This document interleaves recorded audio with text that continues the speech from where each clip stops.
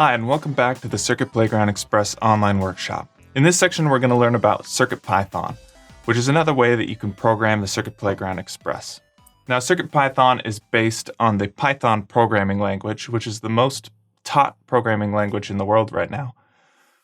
And CircuitPython has taken Python and added support for hardware. One of the cool things about CircuitPython is you don't need a compiler to create your code. You can edit it in just a text editor.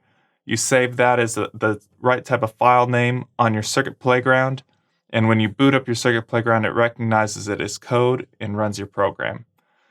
So even though you don't need an editor to create code with CircuitPython, it's still nice to have one because you have added features like a serial monitor and error checking.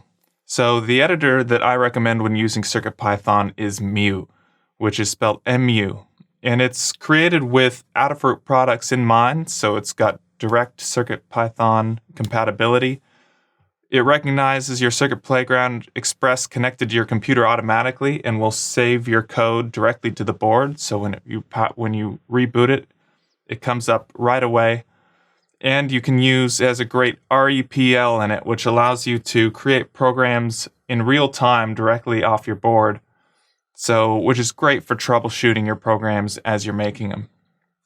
So let's take a look at Mu. I've got it up here.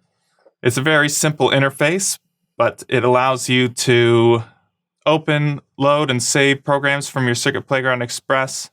There's the Repl Monitor, which is a serial monitor and a live click coding interface for your board. And it has a nice error checking option, which will flag any errors in your program if you're running into problems.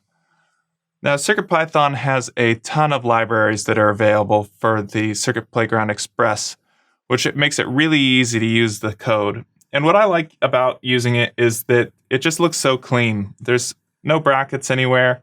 We have our libraries here at the top. We have our code contained in a while true loop.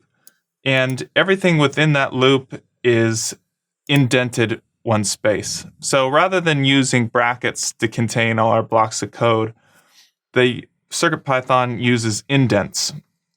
And indents are a normal thing to keep your code organized usually, but it doesn't actually have any impact on how the codes run. But in CircuitPython, the indent is what delineates what falls into each action item. So there is a disadvantage to using CircuitPython over, say, Arduino. And that's that since there is no compiler, it takes a little bit longer for your board to run your code. So because it's got to think about each line item as it comes across it. So this isn't usually noticeable in many programs, but if you're doing something really complex, then you may notice that a CircuitPython program runs just a little bit slower than one written in Arduino. But other than that, it's a great programming language, it's fun to use, and for many projects that you'd make, it's more than fast enough. So if you want to learn more about programming with CircuitPython, head over to our tutorials section for the Circuit Playground Express.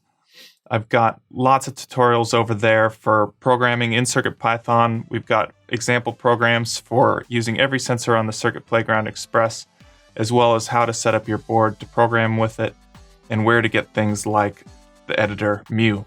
Stick around. In the next section, we'll talk about programming with Arduino.